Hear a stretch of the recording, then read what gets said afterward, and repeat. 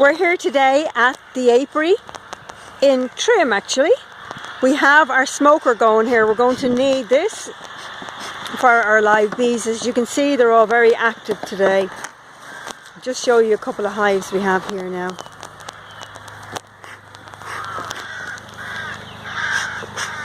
The smoker, of course, lets them think that there's like a forest fire, simulates that, but it calms them down because they end up gorging on the honey and then they become very full and not as aggressive. You know yourself, like after a big Christmas feed, all you want to do is sleep.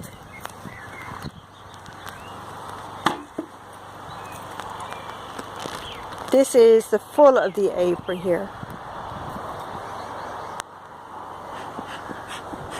Okay, so we are just going to get this. We've taken off the roof here at this stage. I'm going to bring you right up. We tend to work from behind the hive, behind the entrance that is. Just as the queen excluder we're taking off here now. Just making sure that the queen isn't on the back of it.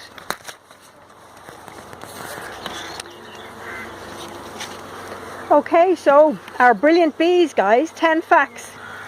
Honeybees are super important pollinators for flowers, fruit and vegetables. This means that they help other plants to grow. Bees transfer pollen between the male and female parts, allowing plants to grow and seeds. Honeybees live in hives or colonies, and this is what you're looking at the moment. Quite a strong hive. You can see here they have pulled out the comb. They have their store of honey up the top there. Each bee has 4 powerful wings, enough to gain speeds of 25 miles an hour. Think of a small motorbike. 5 large eyes, 2 compound, and 3 at the top of their head. 6 legs, the largest being the hind legs where they carry all of the pollen. On this frame here, it's a great frame. I want to show you this. See all this here in the center? This is all the brood. All the baby bees are all capped and doing well. That's a lovely colour and it's a lovely shape to have. The worker bees are all female and their roles are to forage for food, pollen, nectar from flowers. They build honeycomb to protect the hive. Usually 2 guards are at the entrance. They start doing their jobs from day 1 from when they're born. Just put an extra bit of smoke there just trying to drive them down into the hive. Okay, on this frame I want to show you these raised cells here that I'm pointing out. These are all drone, which is the male bees.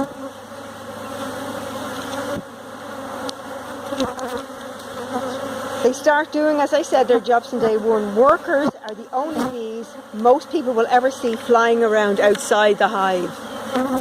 As I said, the drones are the male ones, and their purpose is to mate with the new queen. A few hundred live in the hive during summer and springtime. Each bee has 170 odorant receptors, which are in their antennas. They have 2 antennas in the front. That means they have 1 serious sense of smell. They use them to recognize different plants and flowers. Also, I think they kind of know our smell. And to follow and look for where the best source of food is.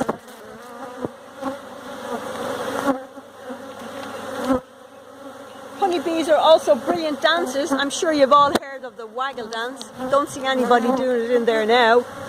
But this is a dance that they perform in order to be able to communicate with each other and tell them where exactly the honey or the best nectar or the best pollen is.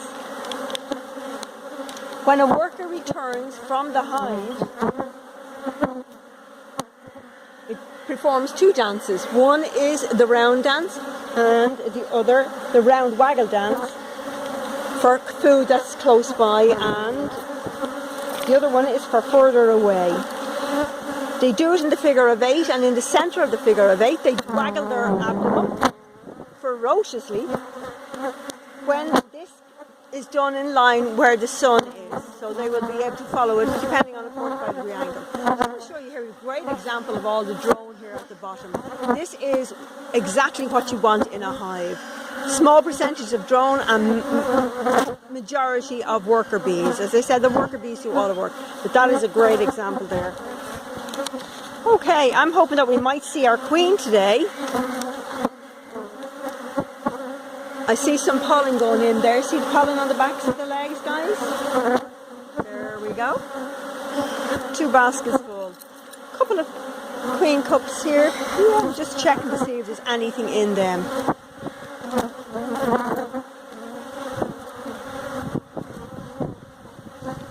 Okay, the queen in here, by the way, is a 2018-year-old queen, which is pretty impressive. So she's a red queen. Depending on the year she's born, they get different colours. Generally speaking, a queen can last 5 years. Not so much these days. Be happy now if we did see some eggs, so then at least we know she's there. Oh great, so I see some young larvae. The orange you can see in there is the pollen from the different plants.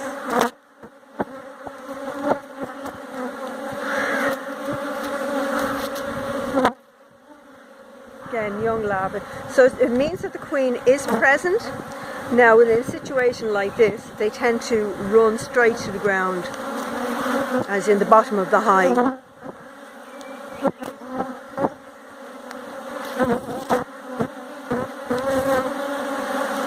This is the first inspection this hive has had for, I think, since possibly last week. Do them regularly, once a week, just to make sure they're not up to any mischief.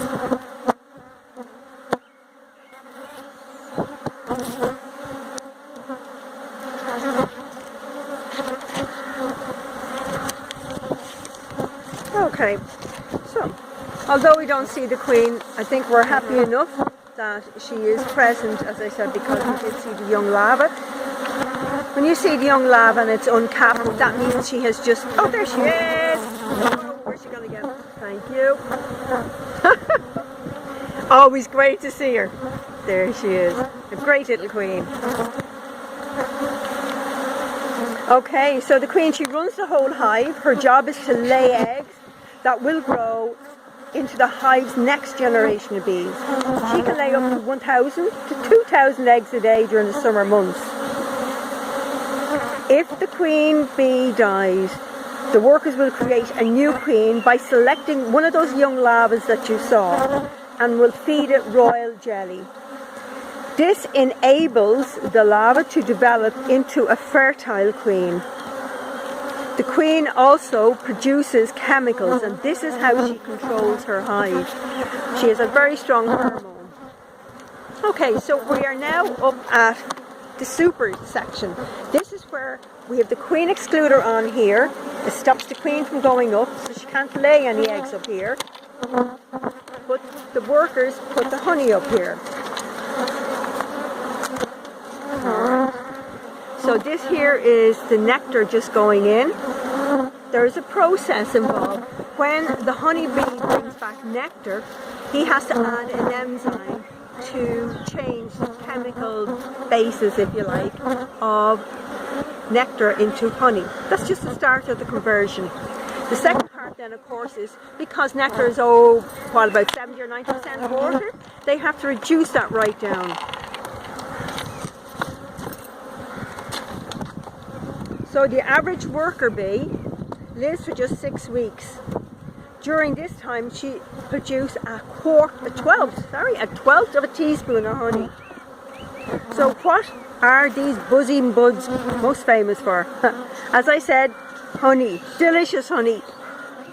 Okay, we're going to close them back up. I'm going to show you them in the front. They are a little bit disturbed, but you know, they'll find their way back in. They have a Nasanov gland at the very end. I want to see some. There we go. So see this guy, his abdomen is raised. The Nasanov gland gives off another pheromone or another signal to all the other bees to tell them, guys, this is where you come back to. Hey guys, they're all around me now here at the moment.